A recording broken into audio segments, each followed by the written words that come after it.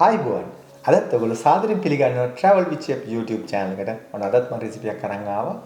අද මම කියලා දෙන්නේ ඔයගොල්ලන්ට මේ බතල තෙල් දාගන්න විදිය.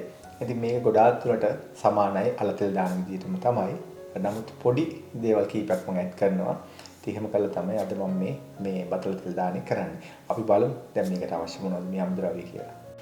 ඉතින් මේ තමයි මේ බතල එක. මේ බතල එකේ මම අරන් තියෙන මේ රෝස පාට වගේ තියෙන මේ තියෙන බතල එක.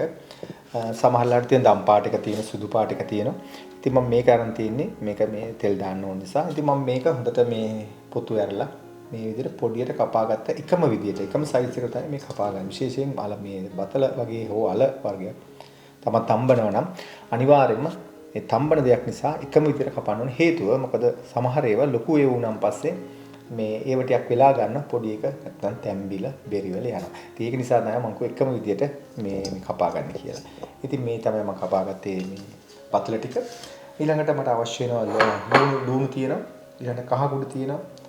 රම්පේ කරපිංච කුරුඳු පොතු ඊළඟට අබ ඇට ඊළඟට සුදු ලුණු අවශ්‍ය නම් දාන්න පුළුවන්. මම සුදු ලුණු ටිකක් එකතු කරනවා.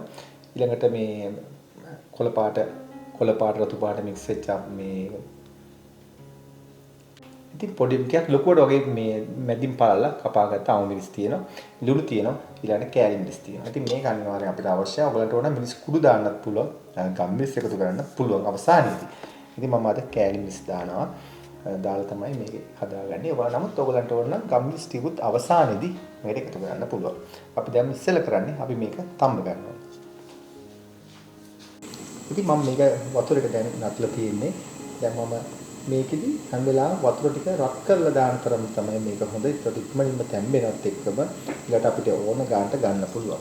ඒ නිසා වතුර ටික රත් කරලා තියෙන හින්දා මේකට එකතු කරනවා.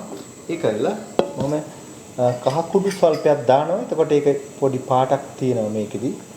කහ ස්වල්පයක්. ඒ වගේම තමයි මම ලුණු ටිකුත් එකතු කරනවා. මොකද එතකොට අල මේ බතලයකට හොඳට ලුණු ටික අල්ලලා හිටන නිසා. එතකොට ඔයාලා අවසානයේදී ලුණු ගොඩක් එකතු කරන්න යන්න ඕනේ නැහැ. මොකද ලුණු ගහ මේකේ තියෙන නිසා. ඉතින් මේක වැඩි වෙලා යන්නේ විනාඩි 10ක් වගේ යනකොට මේ හිටෙන්න තැම්බෙනවා. මේක ඕව කුක් කරගන්න එපා. නැත්තම් තැම්බුනොත් මේක ටිකක් බෙරි වෙලා යනවා. ඒ වගේම තමයි මේක අණ්ඩ කුක් කරන්නත් එපා. අඩුවෙන් නැත්නම් ඒකත් කන්න බැරි වෙනවා.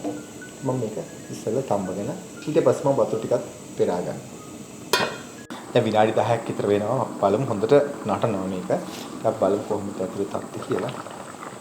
මේක හොඳට නටලා තමයි තැම්බිලා වගේ දැන් තියෙන්නේ. මම බලමු මේකේ තත්ත්වය කොහොමද කියලා. මේකෙන් මෙහෙම කැපෙනවා නම් නිකම්ම කැපිලා මම තියාගන්න මේ කැපිලා ඇයිලා තියෙනවා නම් මේ මගේ මේ පිහියෙන් මෙහෙම එනවා නම් ඒ කියන්නේ තාම අමුයි. ඒ මගේ මේ වගේ කැපෙලා මගේ පිහිය ඇලෙන්නේ නැතුව මෙන්න යනවා කියන්නේ හරි. ඒක තමයි මම ඔයාලට ඉගෙන ගන්න කියන්නේ. ඒක විදිහට ඒකට තැම්බිලා තියෙන්නේ. දැන් මම මේක වතුර ටික පෙරලා හොඳට මේ වතුර ටික පෙරනකන් තියන්න ඕන ටිකක් වෙලා. නැත්තම් වතුර ගතියත් එක්ක මේක දාන්න බෑ මේ තෙලට. මොකද නැත්තම් එතකොට ගොඩාක් වෙලාවට මේක බලන්නේ මේ සුගී ගතිය එනවා. ඉතින් තෙතමනේ වැඩි වෙනවා ඒක නිසා. ඉතින් මම මුලින්ම තාච්චියක් මේ විදිහට ලිපේ තියාගෙන ඒකට මම තෙල් ටිකක් දානවා. තෙල් සල්පයක් දාලා ඊට පස්සේ තෙල් ටික රත් වෙනකොට මම මේකට එකතු කරන ලුණු. මේක කපාගත්ත ලුණු. පොඩි ලුණු ටික වැඩිපුර දාන්න වෙනවා මට. හේතුව මොකද මේක ටෙම්පරරි කරන නිසා හොඳට මේ ලුණු ටික වැඩිපුර තියෙනවා. ඊට මේ ලුණු ටික ඉස්සෙල්ලා අපි හොඳට මේ වැඩෙන්න අරින්නවා. ඊට පස්සේ අපි ඉතුරු ටික අවශ්‍ය කලම අපේ තෙල් බල් ටික දාගන්න පුළුවන්. මේක හොඳ සිංගර හයි හීට් එකකින් මේක හොඳට මේ බෙදෙන්න ආරම්භ.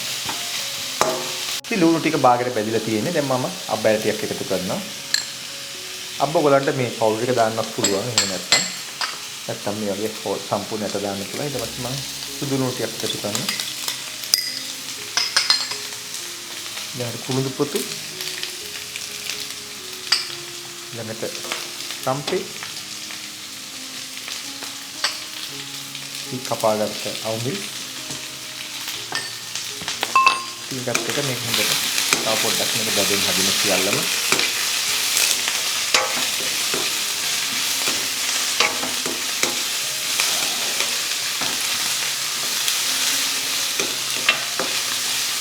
ඊළඟ සානේ කහ කුඩු ටික එකතු කරගන්න. මේ වෙලාවේ තමයි කහ කුඩු ටික මම දාන්නේ. ඊළඟට ලුණු ස්වල්පයකුත් මෙහෙම එකතු කරගන්න පුළුවන් මේ වෙලාවෙදිම. ලුණු වැඩි කරගන්නත් එපා. මොකද මම කලින් ලුණු දාලා තමයි බතල තඹගත්තේ.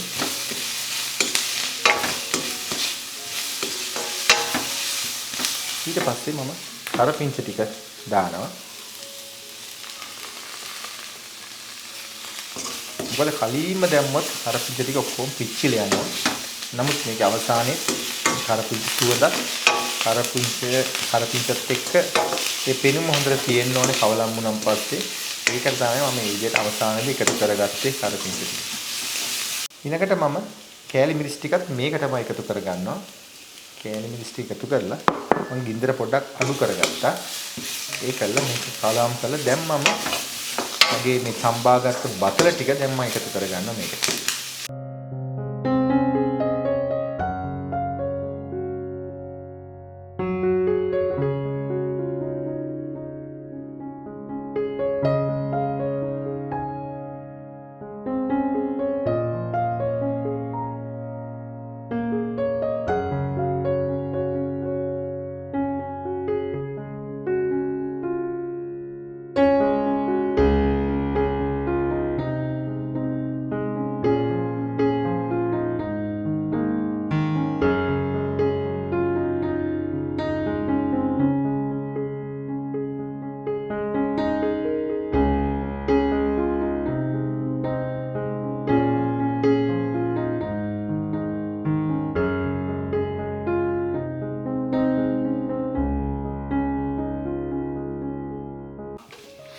හරිම සුවඳයි මේ බතල තෙල් දාපුවාම.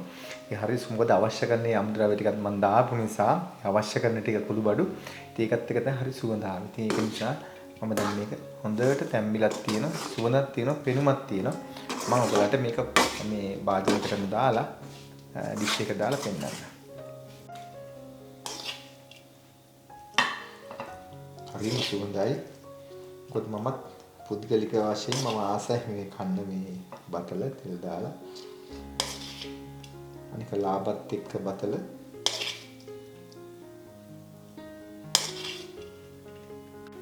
මේ තමයි මම බතල තෙල් දාගත්ත විදිය.